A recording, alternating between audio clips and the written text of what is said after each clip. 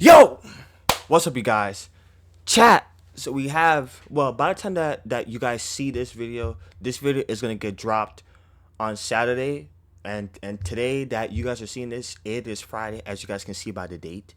It is 7/11, which is Friday, and so yeah, I woke up this morning, I saw this, took a shower, everything nicely fresh. I'm about to go for work in the next couple of hours, so I decided to film today. And chat, if you guys like music, and which we all do, make sure that you guys check out Justin Bieber's new album. It's his 7th album in 4 years. His last one, it was Justice, and now this one, it was good. So if you guys like, Justin Bieber and his music, I suggest y'all, listen to it. Like, my favorite song from off the album is this one. And it's Yukon and Sweet Spot right here. These two. This one right here. I hit the sweet spot. I like to stick it in the sheets and make the sheets hot. Bro, that thing, bro. So if you guys do, hit that subscribe button and let's get to that video. Let's do it. Oh, YouTube. I guess they updated the thing now. Okay. Hold on. Let me make sure. I hit the sweet spot.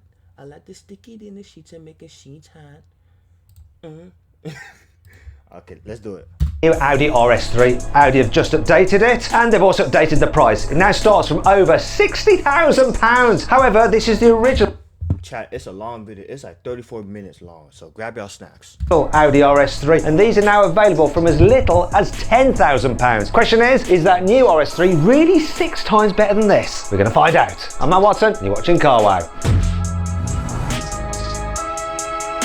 In this video, I'm going to compare their designs, test their power figures, drag race them, and I'll uncover a few secrets along the way. But first, let's talk engines, because that's the main reason you buy an Audi RS3. Audi's iconic 5-cylinder engine started life in the Audi 100 from the 1970s, but it achieved cult status in the legendary Quattro, which was the first all-wheel drive car to win the World Rally Championship. Audi revived the 5-cylinder layout for the brilliant RS2 in the 90s, and in 2009, for the first ever Audi TT RS. 2 years later, the same engine appeared in this, the Mark 1 RS3. It's a 2.5 litre 5-cylinder turbocharged petrol engine which puts out 340 horsepower and 450 newton meters of torque, drives all 4 wheels via a 7-speed dual clutch automatic gearbox. Having to hold the bonnet up because this gas strut has worn out. The joy of old cars. The new car has a bonnet strut that works, but it also has a 2.5 litre 5-cylinder turbocharged petrol engine. However, this one is all aluminium. The old car has an iron block. Audi made this switch in 2017 when it facelifted the Mark II RS3. This new engine, which also had a lightened crankshaft, helped reduce the RS3's weight by about 26 kilograms. And because the engine is mounted so far forward, the lighter block also improved the car's weight distribution and handling. But that's not all. We also get more power from this new engine. 400 horsepower and 500 newton meters of torque. Yet again though, driving all 4 wheels via a 7-speed dual clutch automatic gearbox. That's better. This extra power comes from a completely reworked ECU, a new air intake and a new exhaust system. Plus, there's a new turbo with higher boost pressure. The original Mark 1 RS3 could produce a maximum boost pressure of 1.2 bar, but this new car can supposedly achieve 1.5 bar of pressure, and I'll see how these upgrades affect their performance by drag racing these cars later in the video. But first, I want to know if Audi's lying about the performance figures on this new RS3, so we're going to stick it on a dyno and measure its power and torque. Before that though, we're actually going to test the original RS3 to see how much horsepower is left in its 13-year-old engine. Is it going to turn out to be a bit of a bargain or a total ball ache? This is Doug. He runs MRC Tuning in Banbury, and he has decades of experience modifying high-performance Audis. Let's have a little bet. So I bet you £10, based on all my knowledge, 20 years as a motoring journalist, that I can guess the power figures of these cars, in reality, closer than you, even though you're an Audi expert. Let's do it anyway. 10 quid, up for grabs. Take that. give that to Jack. So I reckon the old car's going to do slightly less than what it's supposed to. I reckon it's probably doing 330 horsepower. The new one, I reckon it's doing slightly more. I reckon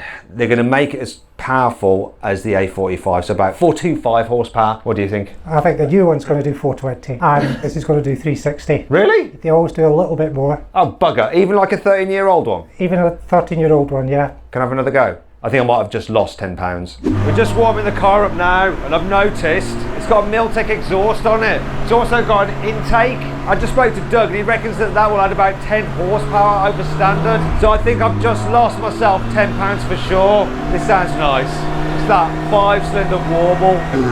Oh.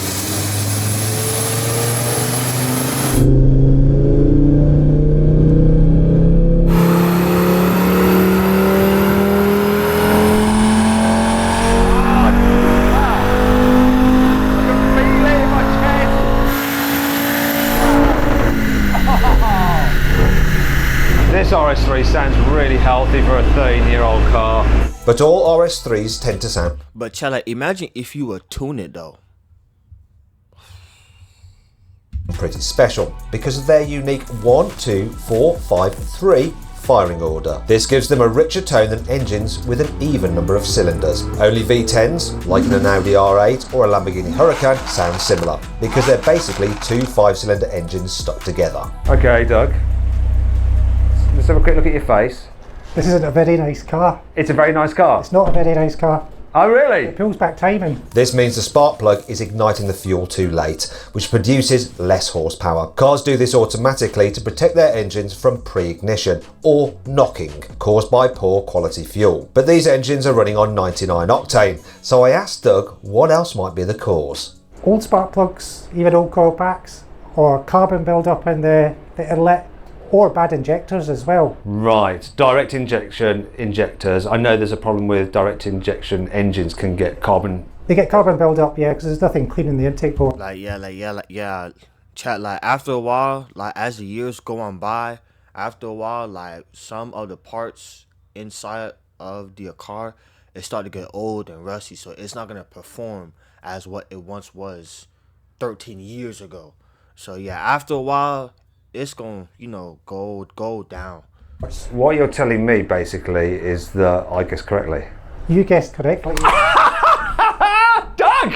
Let's have a look at the graph. Sorry for the owner of this car. Sorry, I'm not celebrating the fact that your car's underperforming, but let's find out. I did 340 on the first run. Yeah. Second run 338s, and the third run I lifted off near the end because I didn't like it. Pulling back. I was actually pulling back a couple of degrees more timing, so I just lifted off. So basically the best we've got out of it is 340, what it's supposed to do. But in Doug's experience, a healthy Mark 1 RS3 should be producing a lot more. So we'll investigate exactly what's going on with this engine a bit later in the video. But what does this mean for the torque figure? Will that also be a bit disappointing? Well, it did 431, 438, but the torque is easy to make even on an engine that doesn't run well, because that's basically a peak boost that it runs coming on, and that will give you the torque figure. So this car was producing about 12 Newton meters less than the 450 Audi claimed, which isn't terrible. However, Doug explained that unhealthy engines can produce lots of low down torque, but they can't sustain it at high revs when all their components are under much greater stress. This is important because horsepower is just torque multiplied by engine speed. So if you have less torque at high revs, then you have less power. Now let's see how much power and torque the new RS3 makes. Will it sound as good as the old car?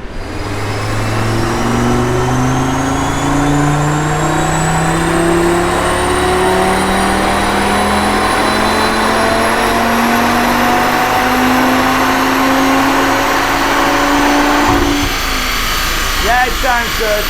We're looking for 425.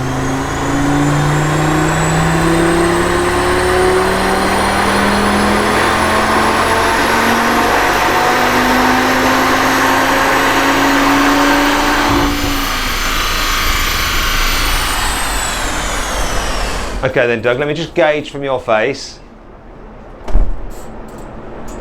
It did the work. Trust me.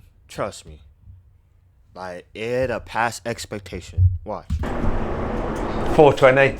410. Oh, you win that one. So not quite as high as you're expecting. Why is that? Boost drops off at high revs a little bit more than the pre-facelift. Really? Yeah. Ever so slightly. But hey, like it did better than the old RS3 though. Slightly marginal. This was 1.3 bar, was up to 1.4 bar to give you a peak power number at 6,000, then drops to 1.1. Whereas the pre-facelift just holds that 1.4 just that little bit longer, so it's so marginal. So despite being a bit down on boost, this car is actually producing 10 horsepower more than Audi claims. Interestingly, I dynoed a pre-facelifted RS3 a few years ago and it produced 413 horsepower. So the extra boost only made 3 extra horsepower, which nobody would notice out on the road. But what about our little bet? Well, I was closest to the old car's power figure, but Doug was closest to the new cars, which means we both got our money back. But I'm also interested to see how much torque this new car made. So this car's supposed to do 500 newton meters of torque. What are you finding? 518. 518, so a little bit more. Yeah, it's pretty much dead on, because if you look, it's a little bump that makes it 518. So Okay. it's pretty much 500 flat. Until that bit where it tails off just a little bit sooner than you'd like. But the good thing about all RS3s is they're easy to tune. You could completely rebuild the engine to get crazy power figures like this 800 horsepower RS3 I drove a few. Chad, that is what I just said. Like what happens if you tune it? It would be a lot faster. Like I literally just said that. Like what happens if you tune it? It's gonna do hella numbers. Few years ago.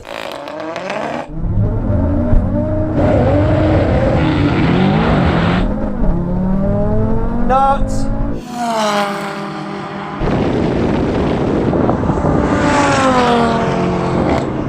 But even simple ECU tunes get excellent results. MRC offers a stage 1 upgrade for this old RS that remaps the ECU and gearbox and boosts power to 400 horsepower, all for just £1,000. But there's no point tuning a car if it's going to fall apart the first time you launch it. So we put this 13-year-old RS3 with 85,000 miles on a lift to see what might be hiding underneath. So first thing I can see, Doug, is there's quite a bit of oil. Yeah, there's oil leaking from a few places. Oil just starting to leak from the gearbox cover here. Transfer box here is just starting to drip. When you do an oil filter change, it ends up being messy, so it could just be that the oil from the filter's just made a mess here. But it is starting to get a bit of oil down the length of the car. It is missing an under tray. Yeah, I noticed that. We've got quite easy access to it on the side of the car. It'll leave a mess on your driveway if it starts to drip, and it is just starting to drip in places. Is this normal though for like a 13-year-old car? It's just gaskets and seals starting to go, In terms of the suspension and stuff, it doesn't look too bad or corroded. Yeah, the discs are starting to have lips on them, but they're consumable. Yeah, it's wear and tear, right? Yeah, you've got a Miltec catback, which is just touching the brace bar here. It does have a fuel filter just above your head. They do have dates on them, but they're hard to see, but it's something that usually gets left off from servicing. Could that be affecting the power if it's not really, if it's a bit clogged? Not really, because it's got a fuel pump on the engine as well. So as long as it's getting enough fuel there, even if it is clogged, then it should be okay. And then the Haldex, it's been serviced recently-ish because the bolt is new-ish looking. Generally it doesn't look too bad. I've seen a lot worse than this for rust. So overall, the condition of this car is quite a good one. Yeah, it's been looked after. But there's one thing that some RS3 owners neglect: the ignition coils. If these were original, it could explain why the engine wasn't producing as much power as Doug expected. So the core pack's got the date on it. What does it say? So it's week 35, year 12, so that's just before it was registered. So original core packs. The cam cradle is just starting to leak because it's got oil at the bottom of here. So the spark plug is going to have oil around it. So what could cause the oil leak then? Is it a gasket? There's a gasket on the cam cover, and there's also a sealant around the cradle, the camshaft cradle. It could be either. Is that a big job to fix that? Cam cover's relatively easy, cradle's a bit more involved because it's taken the cradle that holds the camshafts off. Right, so we check the other ones. Actually, let's check the spark plug, see if that's original as well. So we can see that it's covered in oil. See if it's got the date on it, 2023. So it's still, it could be a couple of years old, but then they could have been on the shelf or in stock. But it does have oil over it. So that's the same thing again, the leaking gasket. Seeing as I now know that you're a betting man, Doug, would you bet that the coil packs and the oil leak are the cause for the loss in power? I think it's going to be injectors. Yeah, okay, even after all of that, it's going to be injectors. Because the injectors are still the same age, and it is so common on these. So what would you do with this car? Would you replace that lot? I'll do the cab cover gasket, replace the coil packs, probably do the plugs as well, and check the injectors and take it from there. And then we could probably get to your claimed 360 Yeah. horsepower. Though to be fair, despite all this, the car is still doing the horsepower that Audi claimed it would do. It is. But despite being slightly down on power, this old RS3 has a fighting chance in a drag race against the new car. Because the last time I raced each generation of RS3, the pre-facelift Mark III actually launched worse than the two older cars. However, before we get to that, let's compare these cars' designs. Oh, that's As a nice part of a thumbnail. midlife facelift for the RS3, Audi has given it a more aggressive lower front bumper. They fitted it with their new badge. Not a fan of that. It's also got some new headlights with the daytime running lights, which you can actually configure. You definitely don't get those on the old car. Now, moving down the side, you'll notice we've got these air intakes here, carbon fibre, because this is the carbon black edition. We've also got updated alloy wheels. There only one size is available, 19 inches. And interestingly, the front tyres are an inch thicker than the rears for more aggressive turning, apparently. We've got carbon fibre on the door mirrors here, lots of creases down the body, and we also have carbon fibre side skirt. There have been no changes to the side of the car as part of the update apart from those alloy wheels. Here at the back, they're giving it a new diffuser. Once again, this one is shrouded in carbon fibre. Not sure I like the look of this. Probably doesn't do much diffusing, more confusing. What's also confusing, the exhaust pipes. So all Audi RS models have two oval exhaust pipes, but if you look inside, there's two exhausts in each of them. So you've got quad tail pipes, just like on an S3, though they're trying to hide that. And the carbon black edition gets this extra roof spoiler, which looks a little bit stuck on an aftermarket, a bit like the new logo. So this old car looks very good actually in this red, and the red paint, sometimes it can fade, but this is still nice and shiny. Speaking of shiny, we've got a silvery grille, so the surround is in silver, so is the insert. However, you could get the car with a black grille. What wasn't black though, the Audi logo. Nice and shiny and silver. And then the RS3 had this more aggressive front bumper compared to the standard A3 with these particular vents here, which all do something. They lead somewhere, it's all good, it's all real. There's something a bit odd on this car because I can see red paint coming through on this silver trim. Why is that? Well, I'm down here, let's have a quick look what the underside is like. Oh yeah, a few scuff marks then. You can see the red paint coming through there as well. That's just usual going over a speed hump kind of thing. Also, we've got old school tech lights, so xenon headlights, none of your fancy LED stuff here. What's interesting is that this car, like the new one, has widened wheel arches, but they're made out of carbon fibre. So if you bang these wings, they're going to be quite expensive to replace. Wheel sizes, they haven't grown over the years, they're still 19 inches, and I prefer the look of these older alloy wheel designs. I think this car is sitting slightly wider than it would have done a standard, and yes, I can see some spaces there, over a centimetre at the front, and have a look at the rear, slightly narrow at the back. You'll notice down the side there's just less creases going on compared to the new car, which has so many creases. It's almost a little bit like a piece of origami. Now we've got the door mirrors here in this satin silver, a telltale sign that it's an RS3. This looks a bit aftermarket. They didn't come with like half black door handles. That's a wrap. We've got side skirts down here making the car look wider, but the rear quarter of the car is just the same as a standard A3, unlike with the new car, which is actually physically wider than the standard model. Moving to the rear, we've got a more sensible rear spoiler. Once again, this is a wrap, a bit of a modification by the owner, and they've also oh no, I just poked that poked it through there. Sorry Damon, thanks for lending us a car.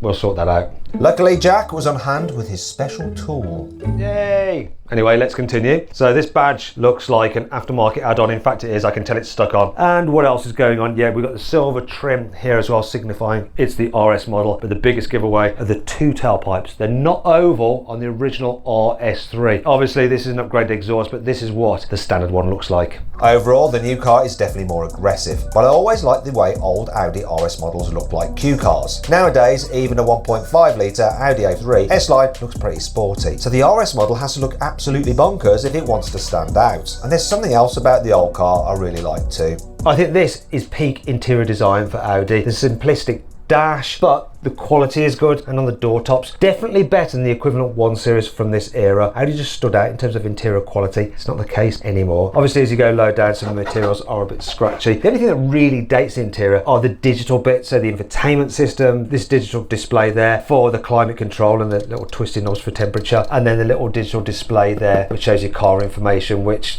it's sort of like from a Game Boy. But I do like the clear rev counter and speedometer and the RS3 badging. Notice something on this car as well. Look, we have some leather covered grab handles. It's a bit special. Oh, and there's this as well, a little extra sun visor to just block out the light from that part of the mirror. Now the RS3 had an upgraded steering wheel, flat bottom with the RS3 logo on it. You've got an RS gear selector. You've also got these RS sport seats which feel quite comfortable. And to tell you the truth, they seem to have worn quite well considering this car's almost done 86,000 miles. You've also got some carbon fibre bits here. I doubt that that was standard, it was probably an upgrade. We've got some RS3 mats though. I don't think these are the original ones, they're probably aftermarket. And your RS3 on the sills and some aluminium pedals which once again have worn very well. But there are some other bits that haven't worn so well. So look at the steering wheel, it's a bit worn on this side whereas not so much on this side. So someone's clearly been just driving along like that. I've noticed there's this bit of trim in here along with the owner's coins, which I think comes from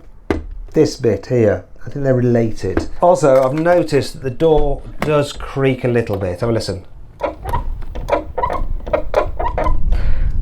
I don't think that's the kind of problem you're going to have with a new car. That sounds a bit rude, doesn't it? The door on the new RS3 doesn't creak, but it beeps when you open it, if you've got the ignition on. Which would you rather have?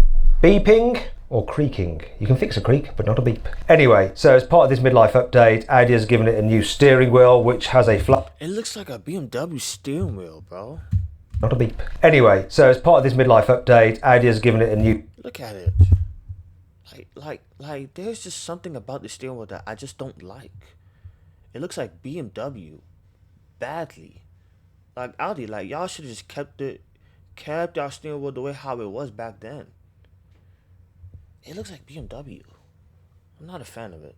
Steering wheel, which has a flat bottom and a flat top. You also got RS badging on it, and it's got these new buttons here, so the RS mode there and a checkered flag mode there. It also has touch sensitive controls for the infotainment system, which is really frustrating because you accidentally brushed up when you're driving and turned up the volume when you didn't want to. Also, you've got some new seats which are made by Tobel, and they are really nice. Really, I prefer these than the ones in the old car. And being a fabric rather than leather, you don't slip around in them either. Also, they got the RS badging on there. They look really sporty as well as feeling very sporty. One of the problems that I have with this car though is that the interior just seems over designed. There's too much going on. The way these air vents are supposed to mimic those in a Lamborghini Urus, and there's just shapes, creases, scoop. There's lots happening. At least you have physical controls for the climate, so you don't have to do it through the touchscreen, and the touchscreen is obviously up to date and much better than in the old car. You've got digital dials which mimic those in the old car, but if you go to a different mode you can get a slightly different dial, which is a weird shape and pointless, and I don't like that. Another update Audi has made to this car is put some LED lights in the door as well as, you know, in the dash and in the footwells that you used to have before, and they've updated this interior trim, so it's supposed to look a bit more metallic. Same with the trim on the gear selectors. So they're still plastic, but they do feel a bit more metal, and more metal than the ones in the old car. Speaking of which, the indicator stalks just feel a little bit nicer damp than the clicky ones. And while the materials on the door top and the dash do feel nicer than in the old car, there's a lot more plastic going on throughout, especially the door handle. So in the old car you're holding on to leather, on this you're holding on to plastic, and it's the same with the grab handles as well. Plus you don't have that little extra sun visor here. Reason being, you don't need it because that pod just blanks out the sun. That's full of all the cameras for the ADAS system. Another improvement is the location of the cup holders. Wouldn't be ideal if it was manual, but it's better than having them under the armrest like you do on the old car, because then they just get in the way of your elbow. I don't like the fact you've got this little gear selector lozenge. It means that if you don't want to use the paddles, you'd rather use a lever, you can't. It's paddles only for manual shifts on this car now, unfortunately. The sport seats are a £2,500 option, and if you're a rear passenger you won't want them fitted, because while they look cool with their carbon backs, they eat into knee room. Look, that's very tight. Headroom, it's okay, but people over 6 foot will struggle back here. Now in terms of the rest of it, I like the suede material here in the back and the way it mimics the seats in the front with its quilting effect, and it grips you well, which is good. What's not so good is that Audi has cheaped out with some of the quality here in the rear. So scratchy door tops here in the back. Sign of the times. There's no cheaping out in the back of the old car. Look, we've got the same door top material as in the front. We've got the same carbon fibre inlays as in the front. We've got the same leather on the door handle and on the grab handles as in the front. We've also got the same leather on the seats, which is pretty slidey. And as these seats aren't quite so contoured as they are in the back of the new car, I think you're going to be sliding about quite a bit. Now, knee room is better and headroom is a bit tighter. Overall though, it's probably slightly more comfortable here. The old RS3 has a bigger boot as well. It can carry 302 litres of luggage, which is 78 litres less than a standard A3 Sportback from 2012. But the new RS3 only has 282 litres of space. That's 98 litres less than a normal A3 Sportback today. However, the old RS3 is far from perfect. Here are some common issues to look out for. The Haldex four-wheel drive systems can get a little bit gunked up, and then they don't transmit power to the rear axle quite as well as they should. Now, Audi recommends that you should change the fluid in them every 40,000 miles, but really 20,000 miles is recommended. The drive shafts in this car can be a little bit on the weak side, so if you repeatedly launch it, it can snap them, though that's not going to stop me from drag racing this car later. If you buy one of these cars, make sure you do a thorough test drive. You want to try the DSG gearbox in all gears. If it ever pops into neutral and struggles to get into reverse, walk away, because that can be a fault that they do exhibit sometimes. You won't have these issues with the new RS3 because it's covered by Audi's 3-year, 60,000 mile warranty. But this doesn't tell the whole story. I worked out how much each car would cost if I drove them for 24,000 miles over 3 years, including insurance, servicing, fuel, tax and tyres. And it turns out the new RS3 would actually cost more to run, mainly because of the increased road tax. And there's another really good reason to consider buying an old RS3. And it's to get your hands on this wonderful engine. It's so special. It's one of the finest engines of the past 20 years.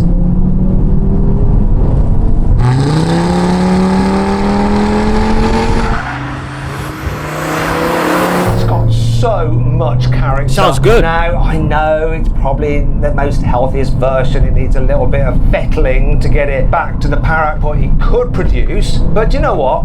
My bottom dyno cannot tell that this engine is slightly retarding its timing and 20 horsepower down from where it can be. It still feels well and truly rapid and extremely fruity from where I'm sitting. And what I like is that it works very well with this gearbox. So in first gear, floor it, or you get a nice jolt as you change gear, and a farty sound as it shifts up, and the gear shifts are really quite rapid. It's a good combination. However, do not get buying this car if you're really into chucking a hot hatch down a back road and you want something that's light, nimble, agile, responsive, because the RS3 is not that. It really isn't. It likes to understeer. Go a little bit too quickly into bend, it'll push on. Go a little bit too hard on the throttle out of a bend, it'll push on. Turn a corner at a moderate speed, it'll seem to want to push on. This car is all about the understeer. So basically, the idea is to just get in a straight line and floor it. And I think the kind of people that buy these cars generally spend most of their time cruising about, then giving it a blast on the motorway or when overtaking to enjoy that engine. You're not taking it out of a weekend to go and enjoy your favourite country roads. Oh no, that's your bag. You're better off with a slower Ford Focus RS Mark II, though those are way more expensive than these. Or maybe better, just get a Renault Sport Megane from the same era. Not as quick, but way more engaging in terms of the handling. Sounds nice, very But nice. neither of those cars is as rare as this original RS3. Ford actually sold 4,000 Mark II Focus RSs in the UK, and Renault sold around 2,000 second generation Megane RSs. But Audi only allocated 750 Mark I RS3s for the UK.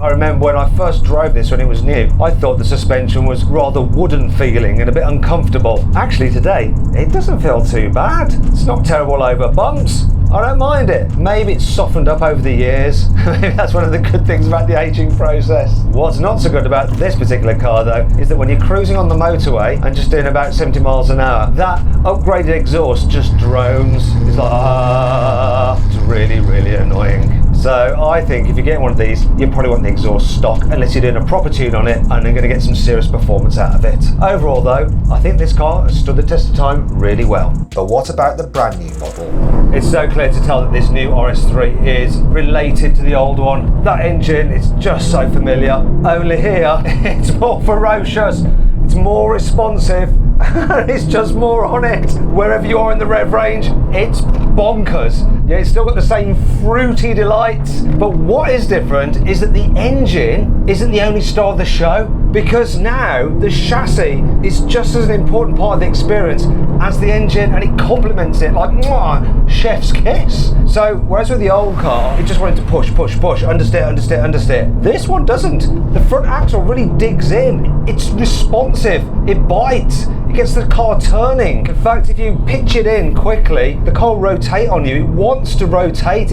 It's completely unrelated to the old RS3 in that respect. But it's not only the front axle that is massively improved, it is the rear axle. So because you've got the clever rear diff, once you've got the car rotating, you can really drive it from the rear axle when you put the power down. I mean, being brutally honest, the old RS3 felt like front wheel drive, four-wheel drive kind of stuff. This one feels proper four-wheel drive, to the point that actually sometimes it feels a bit rear-wheel drive. Oh yeah, look at it, just it's way more fun, way more engaging. This is a car that you would take out for a blast at the weekend, not just having fun overtaking people or blasting down the motorway. The old RS3 is one-dimensional. This one is multi-dimensional. Anyone who says that new cars have got worse, they haven't back-to-back the old RS3 and this new one, because this one has definitely gotten better. And it's especially gotten better when you think about the fact that when you adjust the new price of the old RS3, 40 grand for inflation, at today's prices, it's 60 grand. So the same as this car, but this car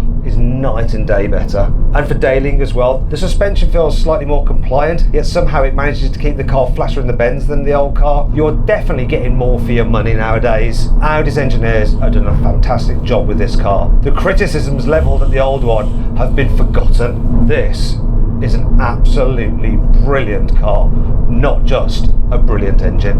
And the new RS3's clever differential also has a pretty wild party trick, drift mode. This RS Torque rear setting uses a pair of multi-plate clutches attached to the rear differential to send 100% of the rear axle torque to just the outside wheel. This is supposed to make the car rotate quicker and slide about more on the throttle, a bit like a rear-wheel drive car. But does it work?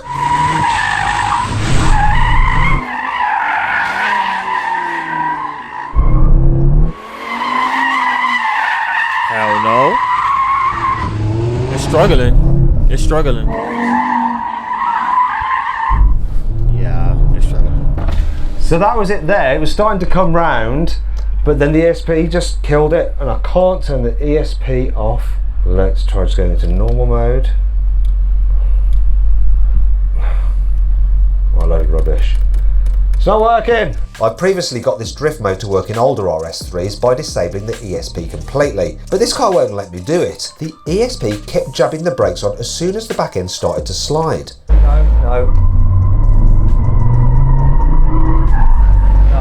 ESC, just killing everything. Yeah, like the ESC, like is like, you know, like it's trying to hold it from not, like, you know, sliding all the way through. As you guys can see by the front wheels, it's supposed to be sliding.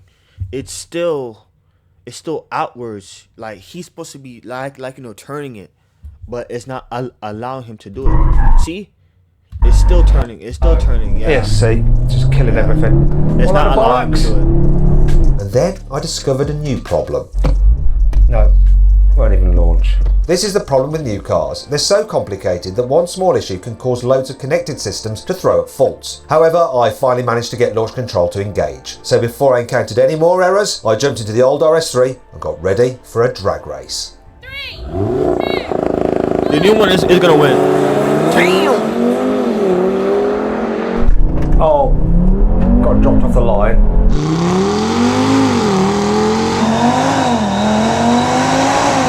Oh, that was a brilliant launch. Phenomenal. There's a bit of a delay and I wasn't ready for it.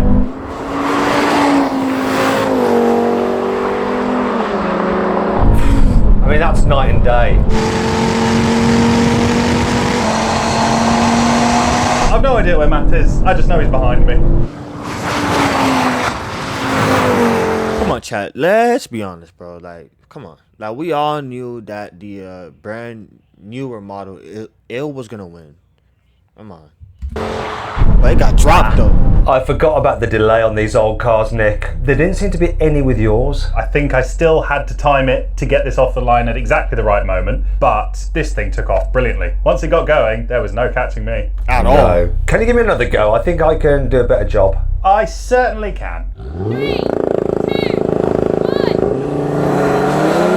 Oh, the launch was good.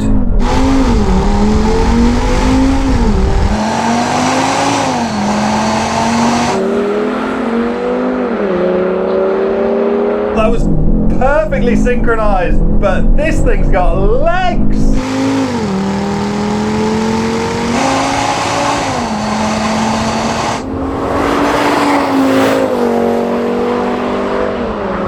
It hooked up so well, but that new car is just gone.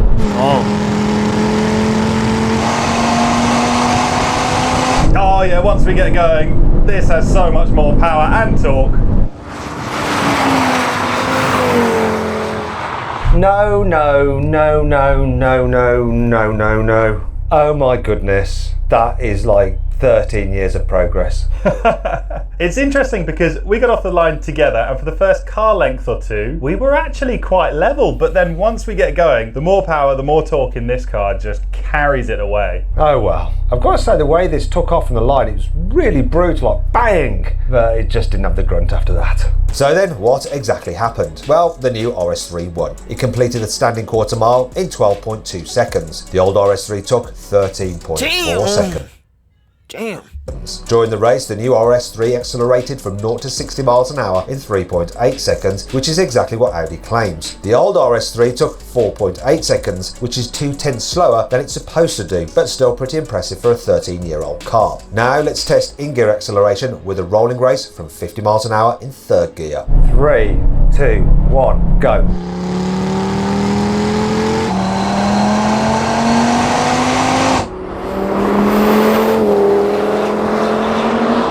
Wow.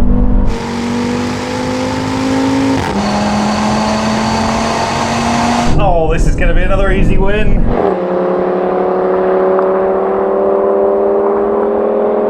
Oh, look at that.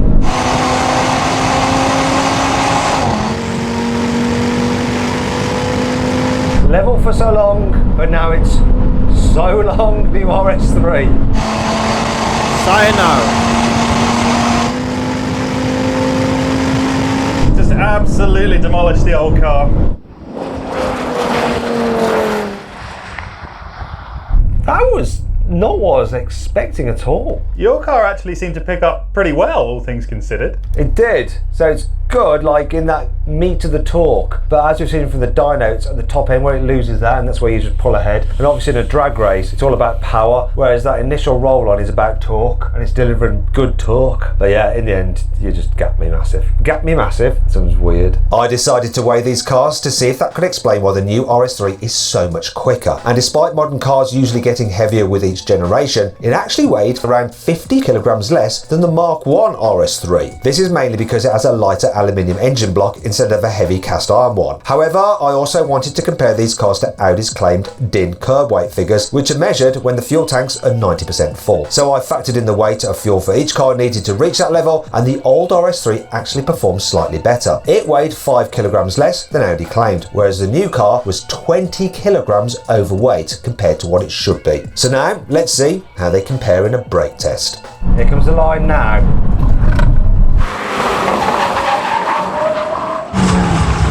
God. Oh, it's shaking. Oh boy.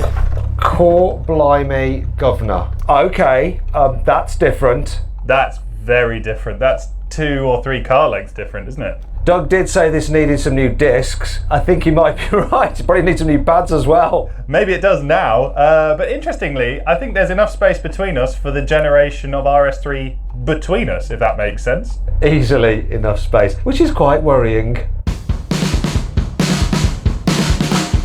So then, what's my final verdict? Well, £10,000 to own this fabulous 5-cylinder engine. It's a bargain, and just be thankful that you also get some wheels and some bodywork to move it around in. The new RS3, fabulous engine yet again, but it's also got a fabulous chassis. And you know what? Back in the day, the old RS3 was a good car. This new RS3 is a great car, and that's why it wins this test. That will be all for today, chat. If you guys knew, oh, I almost forgot. I need to show y'all something. Man, that was like a long ass video though. I'm not gonna lie. Thank y'all so much for all the love and support. As y'all can see right here. Let me move this out the way. Let me move it out the way. Thank y'all for all the love and support. It says I had 24 new subscribers. Total views is like 10K. and my minutes watched is 15K. But as you guys can see right here, I have 218,564 total viewers. I have 1,401 videos uploaded and 552 subs. So if you guys are new, that's why I always say hit that subscribe button, because it would literally help me out. If you guys are new, hit that subscribe button. Hope you guys enjoyed that video. I enjoyed it, and now I'm about to head to work in the next 2.5 hours. Well, by the time that you guys see this, it's gonna be Saturday. Well, yeah, Saturday, but I'm filming this today, which is Friday. So I love y'all so much, and I see you guys on the next video. They may or may not drop a drag race for Saturday, who knows, but I'm gonna have this for y'all on Saturday, and I filmed this on Friday. So I love y'all so much. Thank y'all for all love and support. If you guys are new, please like, comment, and subscribe. I got y'all for the rest of the year, and some new games coming out. 2K26 is dropping. College football dropped today. I may get it, I may not. I'm gonna think about it, and yeah, I'm gonna keep these reaction videos for y'all. And yeah, I love y'all so much, and yeah, peace.